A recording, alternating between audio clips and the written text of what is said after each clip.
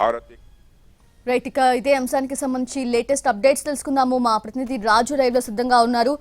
రాజు, ఇప్పుడు జరుగుతున్న ఈ సమావేశానికి కేంద్ర హోంమంత్రి అమిత్ షా కూడా అంటే కశ్మీర్ నుంచి వచ్చిన వెంటనే ఇప్పుడు ఆయన పాల్గొనడం కూడా జరుగుతుంది. సో గ్రౌండ్ లెవెల్లో ఆయన మొత్తం చూసి వచ్చారు కాబట్టి సో ప్రతీకారం తీర్చుకుంటామంటూ కూడా ఇప్పటికే రాజ్నాథ్ సింగ్ చెప్పారు కాబట్టి సో ఎటువంటి అంశాలపై వాళ్ళు ప్రధానంగా చర్చించే అవకాశం ఉంది, ఎటువంటి డెసిషన్స్ ఫైనలైజ్ అయ్యే అవకాశం ఉంది? సౌజన్య, ఇప్పుడున్నటువంటి పరిస్థితులను ఖచ్చితంగా ఎదుర్కోవాలి. ఇక పైన మళ్ళీ ఇటువంటి ఉగ్రదాడులు కాశ్మీర్లో జరగకుండా ఉండాలంటే పాక్తో యుద్ధానికే సిద్ధమనే సంకేతాలు అయితే భారత్ స్పష్టంగా ఇస్తుంది. సో దానికి సంబంధించి పాక్ సైతం అప్రమత్తం అవుతున్నటువంటి పరిస్థితి కనిపిస్తుంది. పాక్ ఏదైతే ఎల్ఓసి ఉందో మొత్తం కూడా తమ సైన్యాన్ని, తమ యుద్ధ ట్యాంకులను కూడా బార్డర్కు పంపిస్తున్నటువంటి పరిస్థితి ఉంది. ఎందుకంటే అంత సేఫ్గా ఉన్నాము, అంత హ్యాపీగా ఉన్నామని చెప్పి భారత్ అనుకుంటున్నటువంటి తరుణంలో ఏకంగా 50 మంది పైన 6 ఉగ్రవాదులు ఇష్టారాజ్యంగా కాల్పులు జరిపి 27 మందిని పొట్టన పెట్టుకున్నారు. నిజంగా అంటే వాళ్ళు వెళ్ళిందే టూరిస్టులుగా. అక్కడ ఉన్నటువంటి ఏదైతే మినీ స్విట్జర్లాండ్గా చెప్పుకునేటటువంటి పహల్గామ్లో ఇంత దారుణం జరిగాక దేశం మొత్తం కూడా ఉలిక్కిపడింది. అంతేకాదు అమెరికా ఉపాధ్యక్షుడు ఏదైతే జేడీ వాన్స్ కూడా మన దేశంలోనే ఉన్నారు. సో ఈ సమయంలో ఇటువంటి దాడి చేయాల్సినటువంటి అవసరం ఏముంది? దీని వెనక ఉన్నటువంటి కుట్ర ఏంటి? అంటే ఈరోజు దీన్ని ఇలా వదిలిపెడితే ఖచ్చితంగా మరికొన్ని దాడులు చేసే అవకాశం కూడా కనిపిస్తుంది. ఎందుకంటే ఉగ్రవాదాన్ని ఎట్టి పరిస్థితుల్లో ఉపేక్షించేది లేదు అంటూ కేంద్రం పూర్తి స్థాయిలో కఠినమైనటువంటి నిర్ణయాలు తీసుకుంటూ ఆచరిస్తున్నటువంటి పరిస్థితి కనిపిస్తుంది. ఒకవైపు ముంబై దాడులకు సంబంధించి 26/11 దాడులలో కీలక సూత్రధారిగా ఉన్నటువంటి తహవూర్ రానాను అన్ని రకాలుగా శ్రమించి అమెరికా నుంచి ఇండియాకి తీసుకొచ్చి ప్రస్తుతం నేషనల్ ఇన్వెస్టిగేషన్ ఏజెన్సీ ఒకవైపు విచారిస్తున్నటువంటి పరిస్థితి కనిపిస్తుంది. ఇంకోవైపు ఉగ్రవాదులు ఎక్కడ ఉన్నా సరే ఖచ్చితంగా వాళ్ళను తుదమిట్టిస్తామంటూ హెచ్చరికలు జారీ చేస్తున్నారు.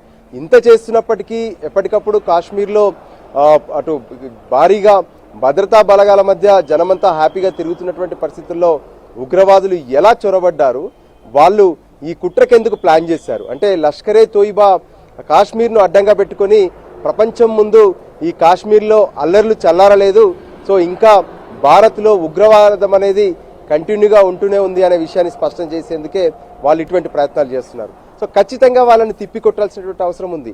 నిజంగా చూస్తే కాశ్మీర్ ఒకప్పటి కాశ్మీర్ కాదు.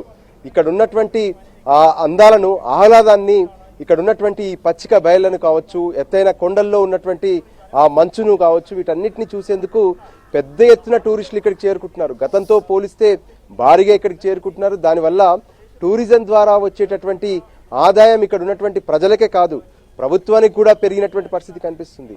సో ఈ పరిస్థితుల్లో సస్యశ్యామలంగా ఉంటున్నాము, మా జీవితాన్ని మేము కొనసాగిస్తున్నామని చెప్పి కాశ్మీర్ ప్రజలు అభిప్రాయపడుతున్నటువంటి తరుణంలో ఇప్పుడు పాక్ ప్రేరేపిత లష్కరే తోయిబాకు అనుబంధంగా ఉన్నటువంటి టీఆర్ఎఫ్ ఏదైతే ఉందో టెర్రరిస్ట్ రెసిస్టెంట్ ఫ్రంట్ గా వాళ్ళు ఒకవైపు క్లైమ్ చేసుకుంటున్నటువంటి పరిస్థితి ఉంది.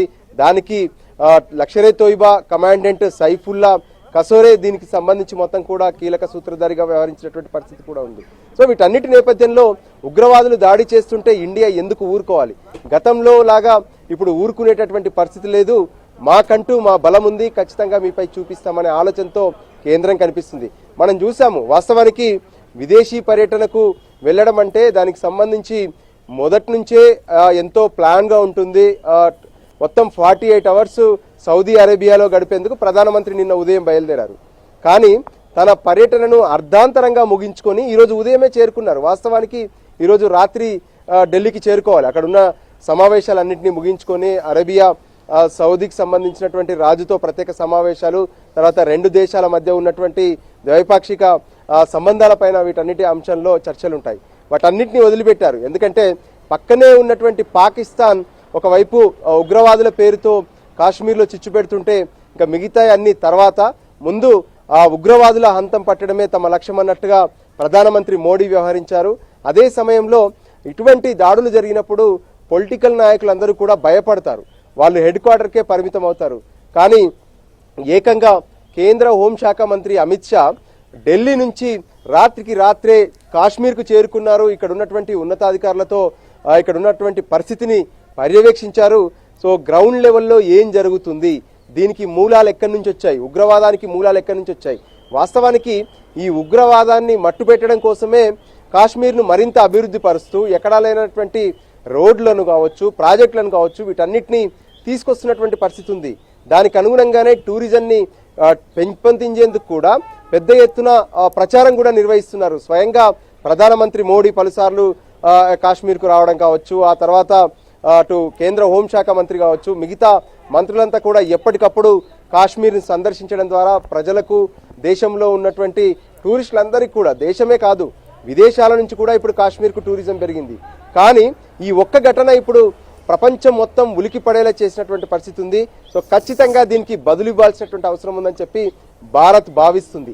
అందులో భాగంగానే ఇప్పుడు జరిగేటటువంటి ఏదైతే భద్రతకు సంబంధించినటువంటి క్యాబినెట్ కమిటీ ఉందో, సో ఖచ్చితంగా కొన్ని కీలక నిర్ణయాలు తీసుకునే అవకాశం కనిపిస్తుంది.